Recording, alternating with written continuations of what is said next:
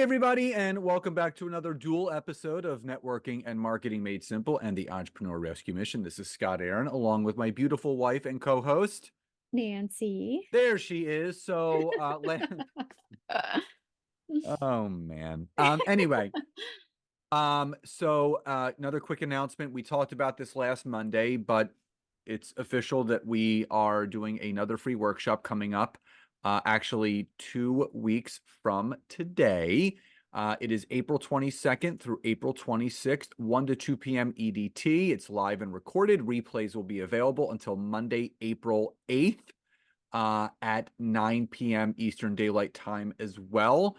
It's completely free. It's 5 full days with Nancy and myself, and it's called the Personal Branding Blueprint. So if you've been wondering what is the best way to build out your personal and business brand on social media to grow and scale your business, that's exactly what we're going to teach you in this 5-day workshop. You get a workbook, access to a private Facebook group. There's going to be prizes and giveaways all that week. So just go to the show notes or the description of this episode to get yourself registered. So today's topic is crafting a clear and simple message to increase your sales. Now, why is that important? Well, it's important because without sales, you have no revenue, which means you have no business. So what we really wanted to do with you guys today is break down the 3 simple keys of how you can craft a clear and simple message that will increase your sales. Now, because there is an odd number of tips today, the last 2 episodes, last Monday and the Monday before, we had even numbers, which means we can do odds and evens. So Nancy and I are actually going to tackle these together. I'm going to let her lead off on all 3, and I'm going to kind of chime in on the back end before we go into the next one with my thoughts and feelings. So, Nancy, what is the first step in creating and crafting a clear and simple message to increase your sales? Yeah. So the first step, which is so utterly important, you know, for your business in general, is to understand your audience. Okay. It's not about you. It's not about what you want to do or what you want to offer. When you want to really craft an offer and a message that is going to close some sales, you got to keep in mind, right? People want results, and you got to know what people, right? What are the results that these people are looking for? So, number one, you got to understand your audience. You've got to understand these people. What are their pain points? I have an exercise, in fact, I do with a lot of clients, and we'll be doing it actually on our workshop is, peeling back the layers, like thinking about, right, a day in the life of your ideal client. What are the pain points? What are the struggles that they go through as it relates to you and your business and your services? So, really understanding your audience, right, at that whole perspective, what do they like? Uh, you know, when you understand your people so much more, you're able to do so much. You're able to customize your messages, your content, everything that you're putting out there so that it resonates with them more. And then obviously makes them more inclined to know, like, and trust you, and obviously buy from you. So, step number one is understand your audience. Scott, anything you want to touch on there? Well, I think understanding your audience is completely key because it leads to everything else. When you understand your audience, and Nancy and I always talk about KPIs, key performance indicators. So, the people that are opting into your email service provider, the people that are going through your email sequences. Nancy and I always look back, and me specifically, on the insights from my LinkedIn content. So I always kind of like look to see what my audience is engaging with, but also the core demographic of my audience. So what job title do they have? What industry are they a part of? What title do they have within that industry? Are they business owners? Are they CFOs, CEOs? Are they vice presidents? So when you can understand your audience, you can better understand how to market with and to them. So Seth Godin talks about this, that you gotta market with your audience. You can't market to them. So you want to use that passenger side perspective theory of understanding. When you can understand your audience, obviously you can understand their pain points, the things that they're struggling with, which means you can then create more clear and simple messages to obviously better engage with them. So, number two, and I'm going to turn this to Nancy, but I'm going to kind of give her the lead in, is keeping it simple. So Nancy, we talk about what KISS, right? Keep it Mhm. stupid simple. Keep it So simple. Keep it simple. eh, Stupid. keep it simple, stupid. You don't want to keep it stupid I mean, it simple. sounds so No, mean though. I think it's keep it keep it simple. simple, stupid, meaning keep it simple, stupid. Like Yeah. not like you're Oh, not stupid, like just you. You're keep it simple, stupid. yeah. Yeah. So, Nancy, why is it so important to keep it simple when you are looking to increase your sales, when you're looking to craft your message? Oh my goodness. I think it's so incredibly important to keep it simple because so many of us overcomplicate things. And when people ask how they can work with us, we go in this roundabout way of trying to like explain, well, we blah, blah, blah. And then at the end of it, people are still like, so what? you know? And the thing is, and I love it, Donald Miller, who's the author of Marketing Made Simple, lots of other books we absolutely love.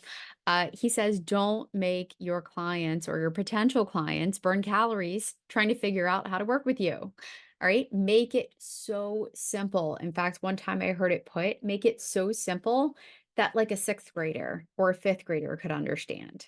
Right. It should be that easy.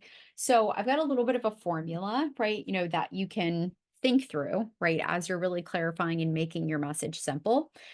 Step number one is identify the problem. Okay. So clearly state the problem that your product or service solves.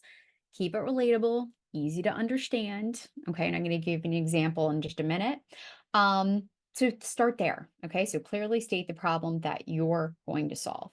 The solution, right? That's step two, is explain how your product or service solves the problem. Okay. Highlight key features or unique things that make you different, right? Keep it nice and simple. And then the third part is the benefits. Okay. So explain the benefits that your customer and your clients will experience. Will they save time? Will they save money? Will it improve their life? Paint a clear picture of the positive results. Right. And so when we structure it that way, we use that formula, right? Problem, solution, and benefits. It creates this nice little simple message that really helps us be clear and speak to our clients like, immediately where they're going, "Ooh, okay. All right, I'm listening. I want to learn more." So an example, right? So it could be, for example, a landscaping business. They might have a simple message like, we turn boring yards into amazing outdoor spaces. Spend more time relaxing and less time doing yard work. Okay, so that sounds fantastic, right? Definitely something that, we obviously invest in. But, keeping it simple and again, very beneficial.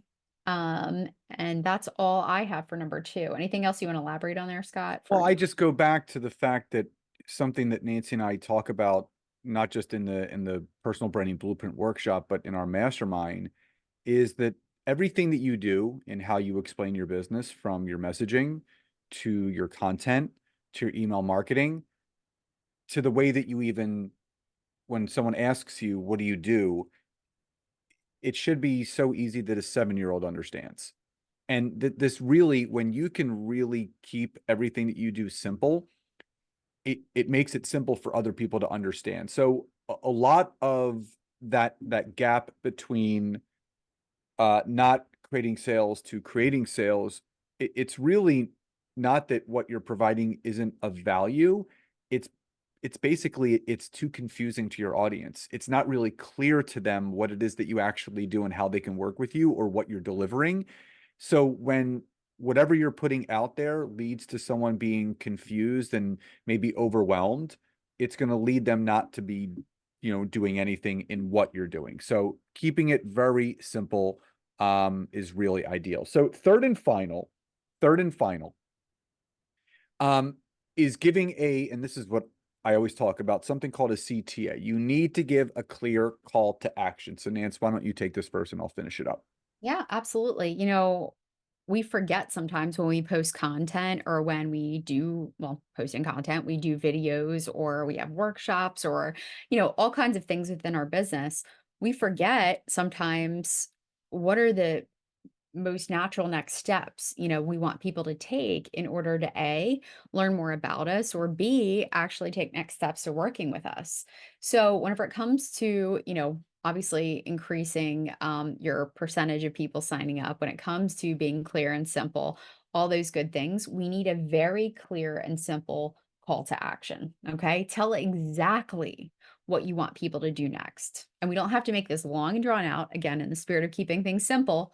A clear call to action, right? Maybe if someone watches a really awesome video, you can end it with, book your free consultation now. Link is in the, description.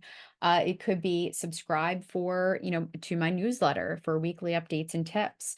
It could be visit my website, to learn more about the different services that we offer. So think about what it is, what is that ultimate goal? What is that next step that you want people to take in order to, obviously learn more about you or to work with you? So it's very important. Again, just keep it simple, but always add that call to action in a way that is clear and simple, and your client knows exactly what they need to do to take next steps. I'll finish with this really quickly. Questions lead to answers, statements lead to nowhere. So if you want people to engage in your content, ask them to. If you want people to reply back to something to see if they're interested in something, ask them to. The last thing that someone should see is a question mark, because when they see a question mark, it's going to prompt a response. So you have to ask to GET. You have to ask and order it again. So always have a clear call to action as to what you want that person to do, whether it's to connect with you on social, or to email you, or to message you, or to go to a certain page, link, or anything of that nature. So again, remember, we'll be teaching all this and more in our upcoming 5-day free workshop, the Personal Branding Blueprint, April 22nd to April 26th, live and recorded 1 to 2 p.m. EDT.